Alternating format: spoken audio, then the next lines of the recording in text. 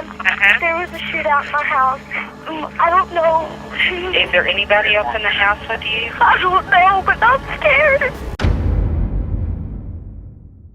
The voice recording that you just heard is the 911 call that ensued between Robin Doan and the emergency operatives. 5 hours before she made this call, 10-year-old Robin Doan was sleeping peacefully in her bed at home, where she lived with her older brother Zach, stepfather Brian, and pregnant mum Michell Conrad, unaware that an angry killer was on the loose and was about to wipe out her entire family. What happened to Robin? How did she manage to escape? Was the killer found? Keep watching to find out. The Conrads were the typical peaceful family, and everyone in town loved them. One could call them the picture-perfect family, and that wouldn't be wrong. Unfortunately, on the 30th of September 2005, Robin's life took a disturbing turn for the worse. That night at 3:50 a.m, Robin woke up to what seemed to be a nightmare, but ended up being one of the worst cases of home invasion the state of Texas has ever witnessed. In the quiet town of Pampa, Texas,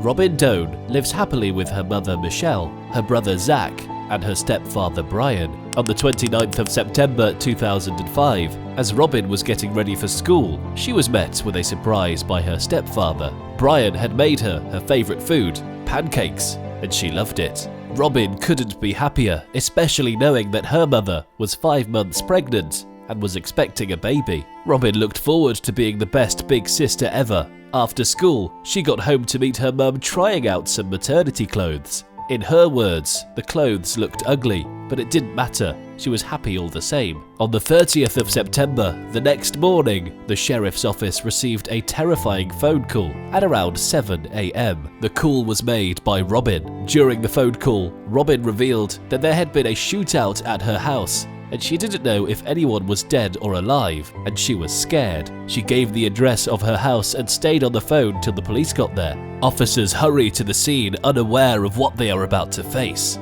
On getting there, they find Robin waiting outside the house by a pickup truck. Robin runs fast toward former Deputy Sheriff Chad Brooks, the first person she sees, and hugs him. Afterward, he ensured Robin was kept safe in the patrol truck before going inside the house to survey what had happened. Upon entering the house, the police found the bodies of Brian, Michelle, and Zach lying lifeless in a pool of their own blood. Brian had been shot 3 times, while Michelle was shot 6 times. Robin's teenage brother Zach was shot 3 times. Even Molly, the family dog, was shot twice. They also surveyed Robin's room and found 2 bullet casings on the floor. One of the bullets penetrated the desk by her bedside while the other grazed her leg. However, every other thing in the house remained untouched. Nothing was stolen and nothing was out of place. After the survey, there was no sight of the perpetrator of this horrible act. It was then confirmed that Robin was the only surviving member of the family. How the gunshots escaped Robin is still considered a miracle.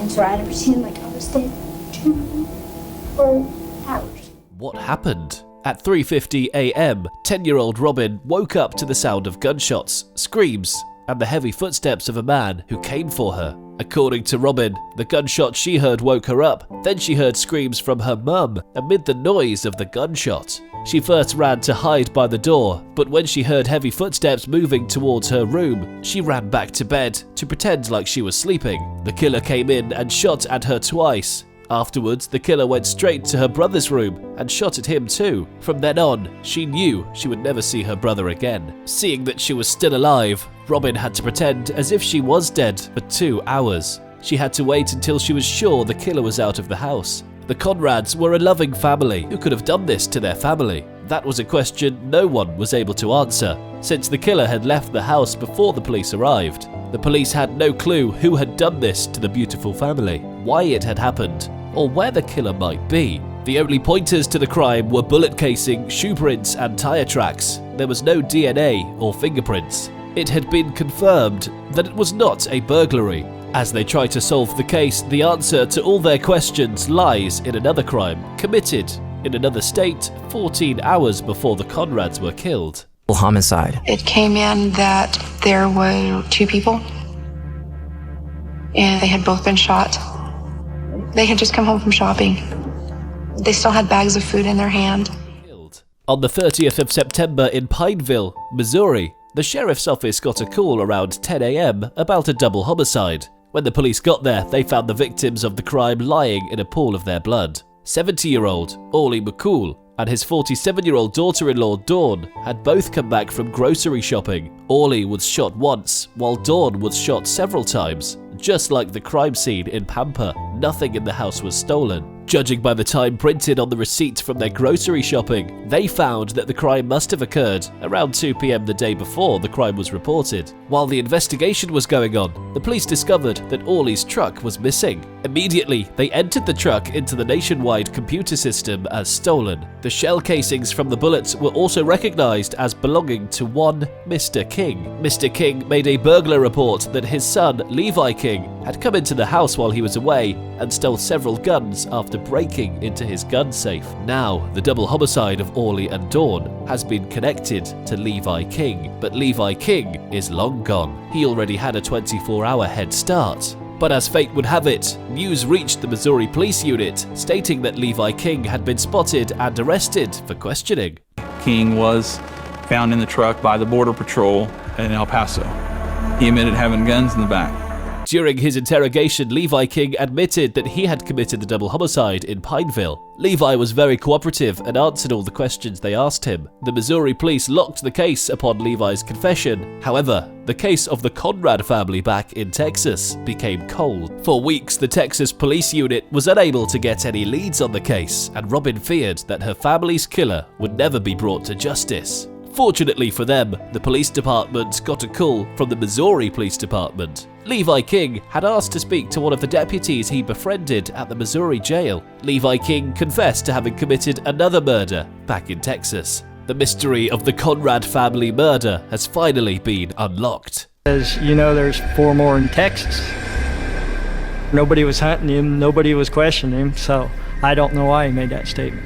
When asked why he committed such an atrocious act, he said that it was because he was angry at his father. Levi King was born in 1982 in the quiet town of Pineville, Missouri. Levi King was born in 1982 in the quiet town of Pineville, Missouri. He lived in the dodgiest house just outside of the town with his father and his 6 siblings. The house had no sewage or electricity, nor did it have running water. Levi and his siblings lived in constant fear of their father, who was very violent and unpredictable in his actions. Levi didn't have the best of childhoods and developed antisocial behaviors at a very young age. He was also exposed to arms and ammunition at a young age by his father. All these experiences formed Levi into the man who killed 2 people unprovoked and almost wiped out an entire family. I've endured this, but you're not taking my life away from me.